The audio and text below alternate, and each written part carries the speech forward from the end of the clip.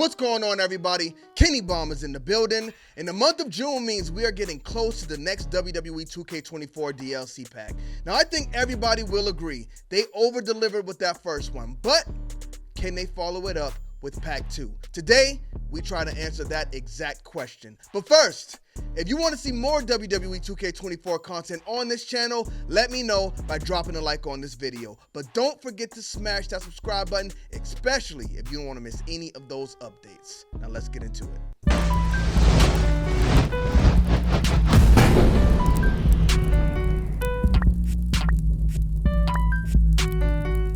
Run, boy, they coming on. Alright, so here we are, back in the DLC hub to check in on exactly what we can expect from pack number 2.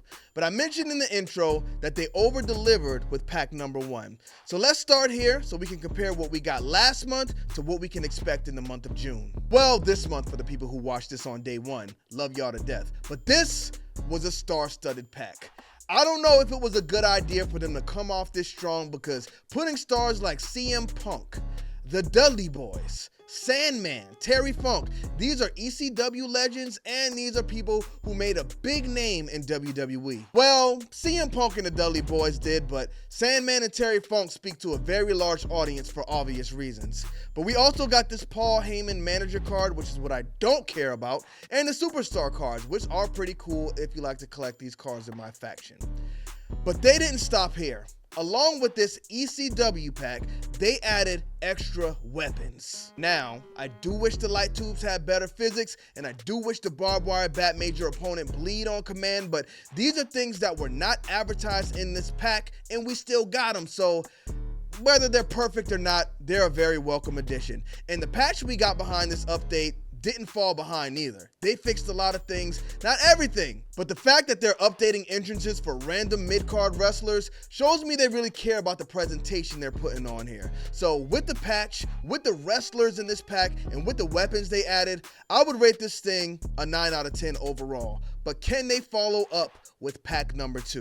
What comes in pack number 2? It's time for us to find out right now. So DLC pack number 2 will be the Post Malone and Friends pack, and this will be available on June 26th. Surprisingly, this actually is not even the worst pack that we'll be getting with WWE 2K24.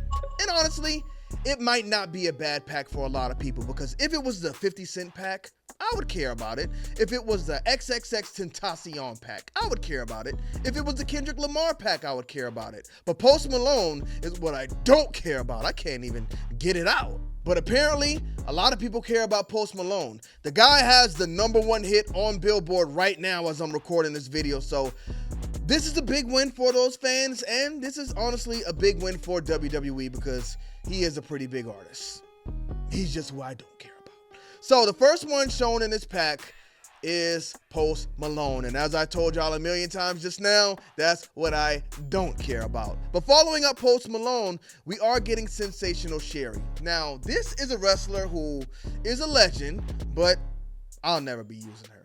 But it's nice to have her in the game. You know, a lot of people love to play with the women's wrestlers, and if you like the legends, if you were alive back then I'm sure you are a fan of Sensational Sherri, so not bad. So we're going CM Punk versus Post Malone, and we didn't have any women in the first pack, so it's Sensational Sherri versus one of the legends, Sandman. I think Sandman weighs higher than Sherri, and Post Malone definitely does not weigh higher than CM Punk, even though I don't like CM Punk. I don't like Post Malone either, so they both go into the same boat. The next one we can expect to see, now it's getting good. So we got Mosh and we got Thrasher. I'm an Attitude Era kid, so I grew up with the headbangers, Mosh and Thrasher, you know? No, that was the Bushwhackers. But anyway, Mosh and Thrasher, still a great tag team. As a kid, I never really understood the skirts or the kilts, whatever they had on. I don't even think these guys were Irish. They were just out there doing it up. But still, a nostalgic tag team, and nostalgia is king. So I'll take these guys for a few rounds and run them as a tag team in my faction. And right now, they are pretty much the highlights of this pack for me. But unfortunately, Mosh and Thrasher still don't trump the Dudley Boys. Let's see who else we got in this pack. Honky Tonk Man. Honky Tonk Man versus Terry Funk. Now, I'm a character guy. Honky Tonk Man for a long time was the longest reigning Intercontinental Champion until they took it from him. But, like I said, I'm a character guy, so I think I might be going Honky Tonk Man over Terry Funk. I think I'm going Honky Tonk Man over Terry Funk. Terry Funk was just like Mankind or Cactus Jack, but I like Cactus Jack better. So I think I'm going Honky Tonk Man here. Will I ever use the Honky Tonk Man? Absolutely not. So far, the only wrestlers I would actually use in this pack is actually Martian Thrasher. And then we got manager Jimmy Hart. Paul Heyman definitely trumps manager Jimmy Hart. And behind that, we just get the superstar cards. Whew. If they want this pack to trump pack 1, they're going to have to go all out. I don't know what you can add as a supplement to this stuff, because with this being Post Malone and Friends pack, if you were to add weapons, what are you going to add? A microphone?